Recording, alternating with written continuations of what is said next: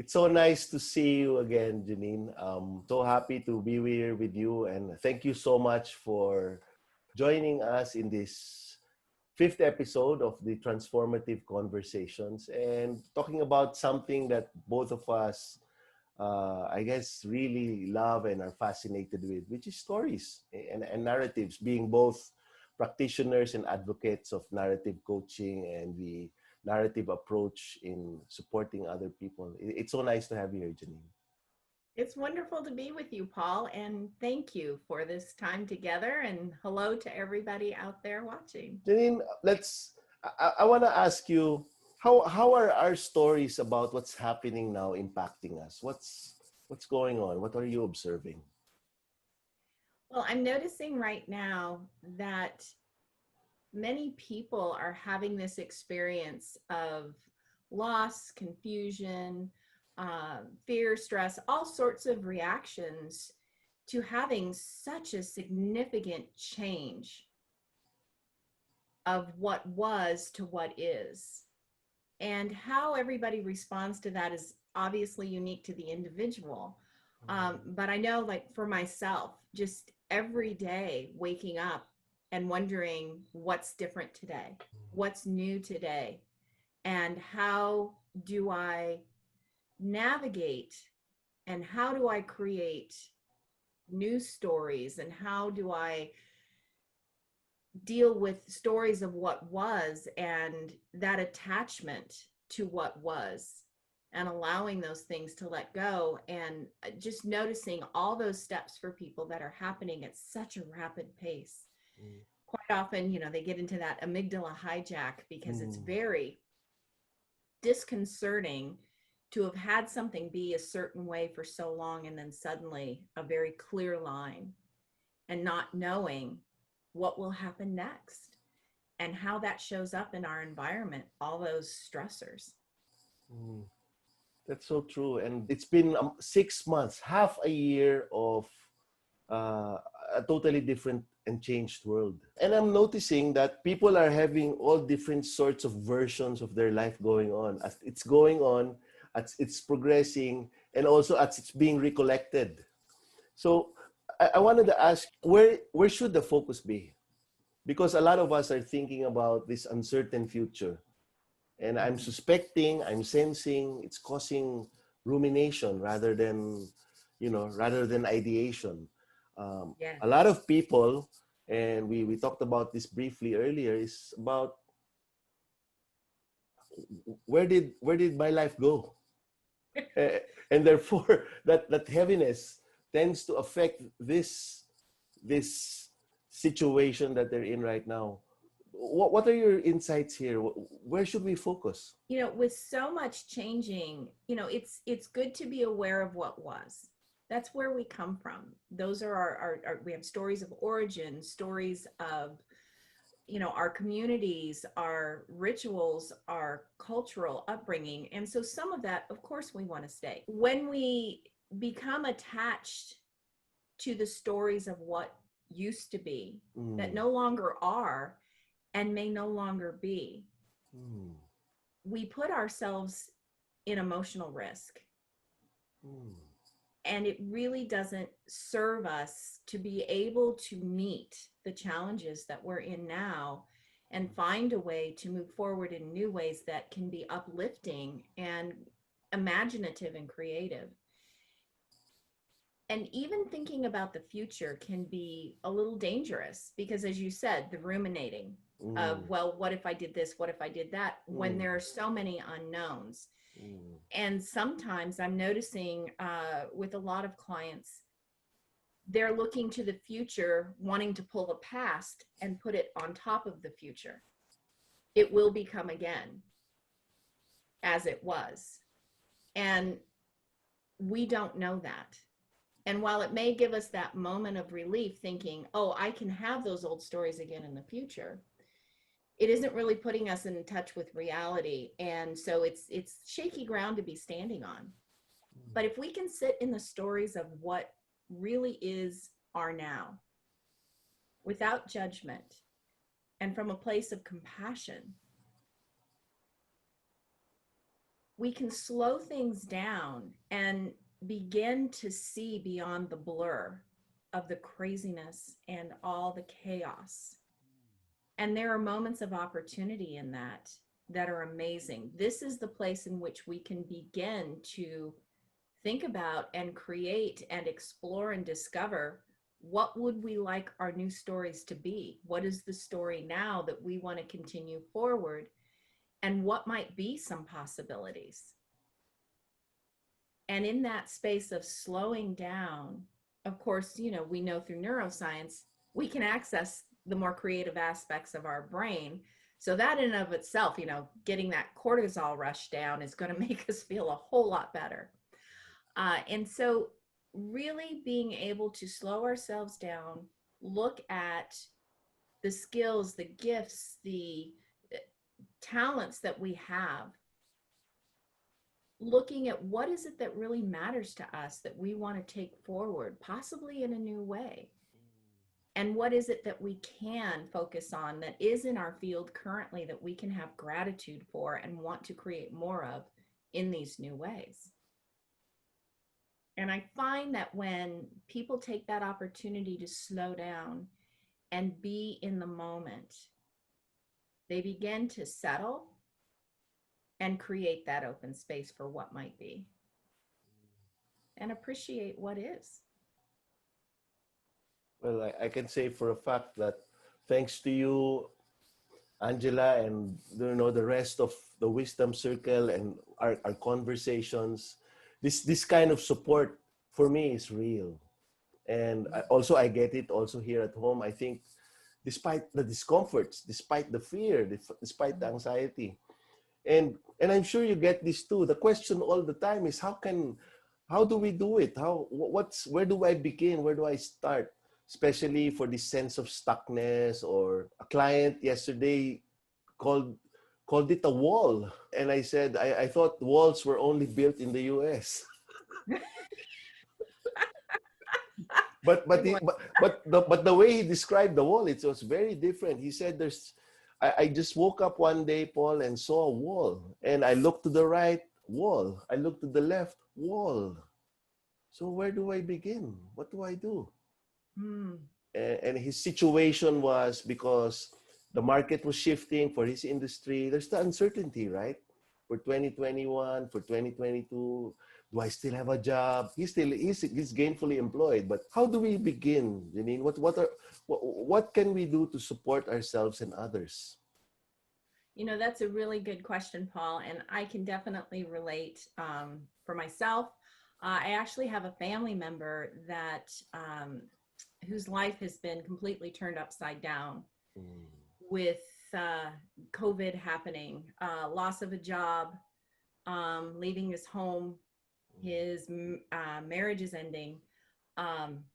It's a whole transformative place. And we had a conversation actually about that room with the walls and looking for the door and feeling around trying to find the door. And sometimes it's, well, there should be a door here. So we just pound against that wall till we're practically bloody and there's still not a door and the room is dark. And what if the door is locked? Maybe perhaps we need to look for a window, which is in a completely different place than a door would be. And it's when we can take a step back, have some care and compassion for ourselves. I really believe that part of our story going forward needs to be about how can I be, as David Drake says it, in the mud of what is right now. And be all right with that. I'm afraid. Be with the fear. It is okay. Because many of us are. And how can we begin to get some clarity? By pausing, opening up, and being still and connecting to ourselves and our support systems as we begin to come through and emerge. And this is a great opportunity in this slowing down to really work on developing ourselves personally, spiritually, professionally, and also on a bigger scale in the environment, our communities, whether it's, our home communities, our professional communities, but it has to start with us. Mm. And so again, that piece of self-care is just so essential. In the immediate, one of the things that I have practiced and many of my clients have found very helpful is just a short, simple meditation practice that you can do in the moment. And if you're open and game for it, would you like to give it a shot, Paul? Can you share that with us? Because I'm sure a lot of our friends listening right now are appreciative and open about this. I mean, every little thing helps. Great. Yeah. And what's nice is you can do it slowly and take your time, or it can be a quick check-in. And so this is just really about coming into radical presence. How can I be fully present in the moment? Because in most moments, everything is okay, even though we may not know what may happen next. In that moment, there is peace, there can be clarity, and we can begin to create some new stories. So I start off with, am I awake? Am I awake to this moment that is now? And what am I noticing in this moment? And that can just be anything, whether it's what's happening inside, what's going on around me, what am I hearing, what am I feeling? The next is, am I aware in this moment? Am I aware of myself and what is in my field and what I am a part of? So we get that connection, that feeling of, we're not alone. There is a lot around us. And then, am I alive? As we kind of pull that energy down into our body and feel our heart. Am I alive in this moment? And how or what am I choosing to express and be in this moment? Remembering that being still is an action as well. And then, am I engaged? And I like this because, as we were speaking off camera earlier, the idea of agency. How can I choose to engage in this moment? And am I choosing to engage rather than react? And take that agency upon ourselves to make a choice to stay in our old story or to choose to move towards that new story. And being agile is a part of this. So asking yourself, am I agile? Am I able to move? What resources, skills do I have to be flexible and fluid in these times? Who can help me, right? Yeah, it changes moment to moment. So man, right? Great question too is, who are the people who give me value, love me, take care of me, that sort of And inventory. That's the piece I find when we ask ourselves, am I grounded? Am I grounded in what nurtures me? Am I grounded in what I know? Am I grounded in what is around me in this moment?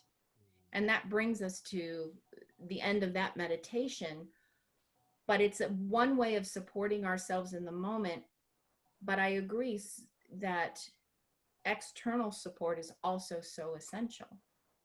Because as we create these new stories and begin to look at, okay, I want to do this differently. This is how I choose to be. I'm aspiring that I will, take a moment to pause when there's stress. Something as simple and small as that I will just take that moment to remember to breathe. Which right now, as you and I are in this nice little bubble, sounds easy. But then when we bring that back into our environment, and that environment hasn't changed, we may have changed something and made a choice to do a pivot a little differently. Right.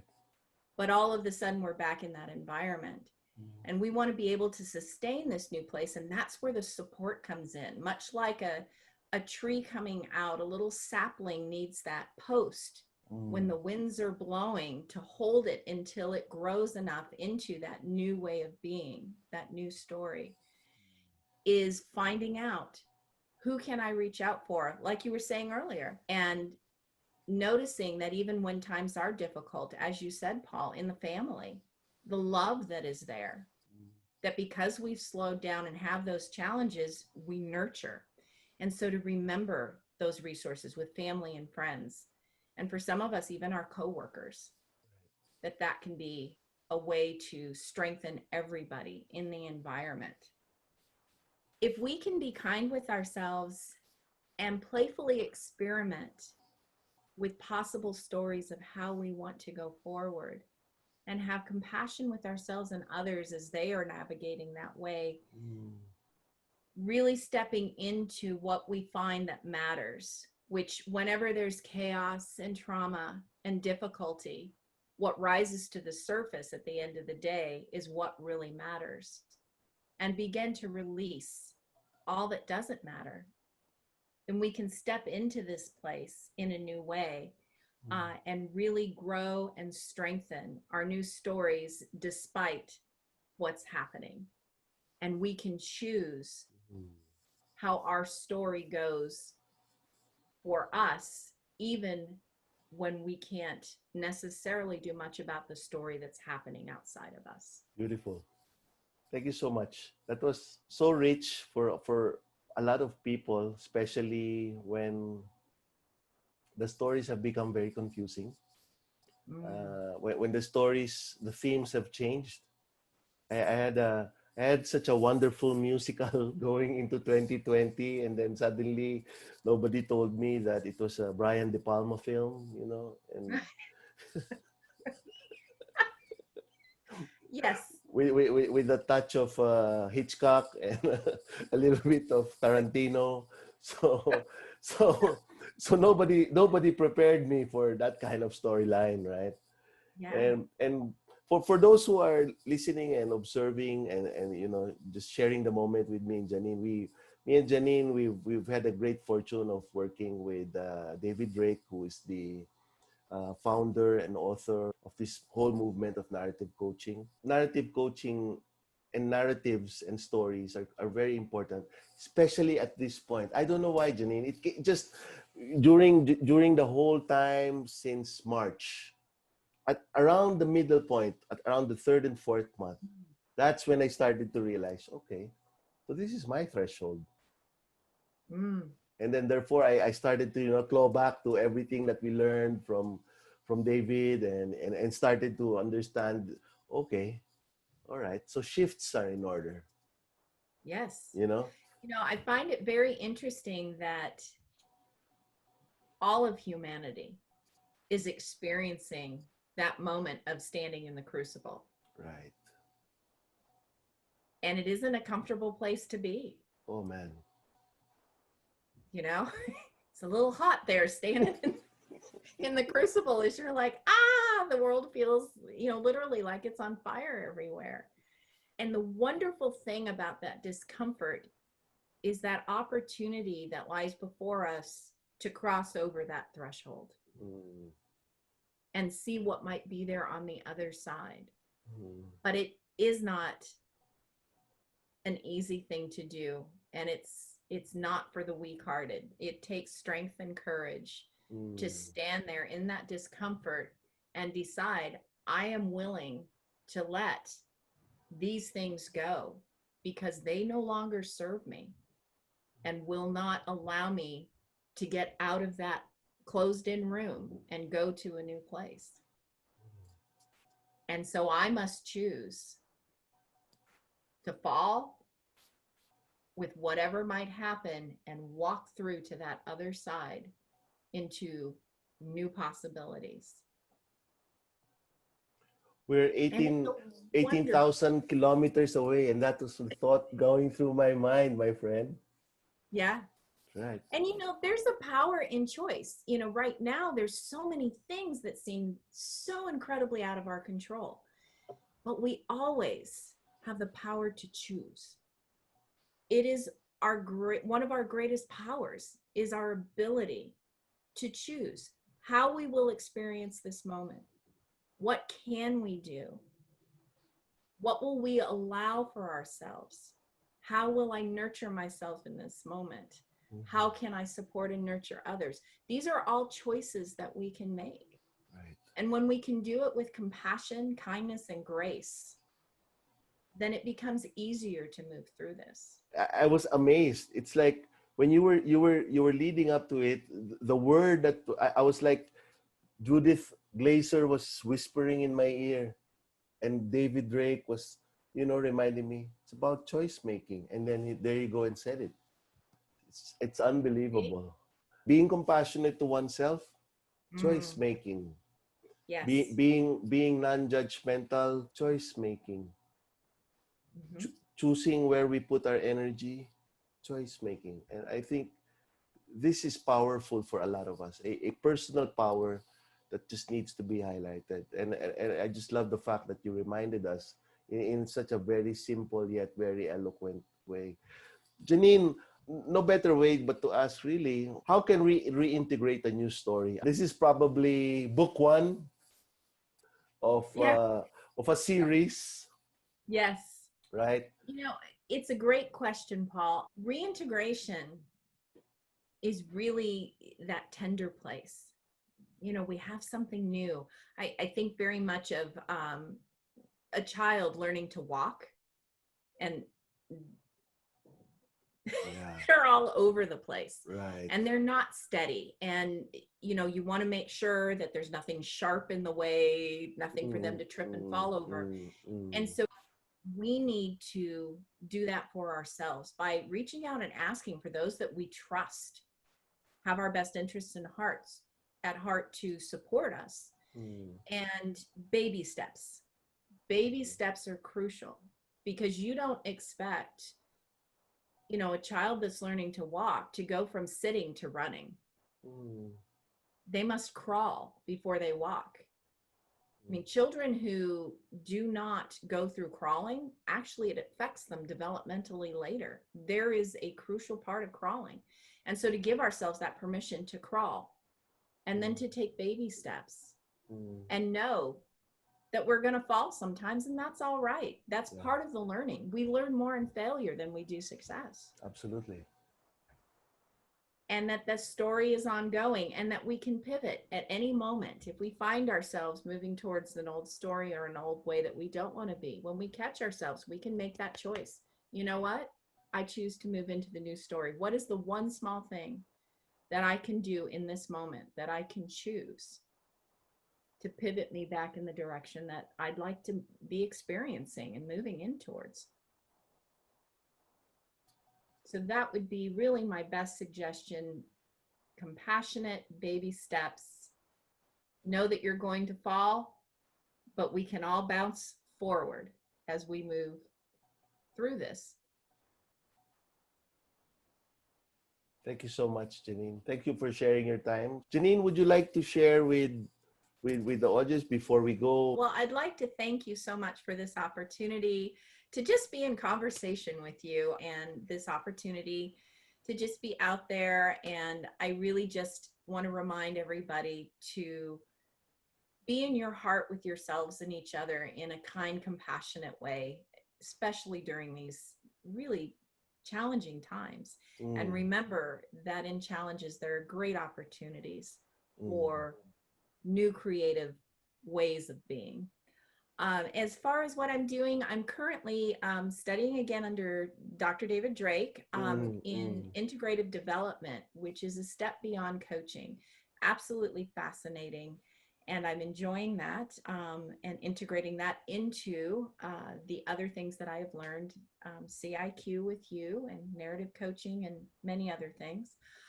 Yes, if people would like to reach out to me, they can reach me through my email. I have a private practice. I work with individuals from all walks of life, really focusing on what is the true story of their heart, how can they connect to that, and how would they like to live that out in the world. Thank you, Paul. This was a great opportunity, and I enjoyed it. Oh, the pleasure was all ours. Thank you, Janine, for taking the time, taking this morning. You guys take care there. Keep well. Regards to the family. Big love to you and your family, and such a pleasure to be with you. I appreciate it. Thank you, Janine. So everybody, thank you very much for joining us for this fifth episode, talking about the narratives of what's going on right now and how, we have choices to make, and we can write the story, we can rewrite it, so we can experience and change through time as well. And I hope this gave you guys some, encouragement and upliftment as we go through this really interesting aspect of history in our lives. So we look forward to seeing you again in the next episode of the Transformative Conversations with people who have supported me in this special series, The Wisdom Circle. Thank you, everyone. Bye-bye.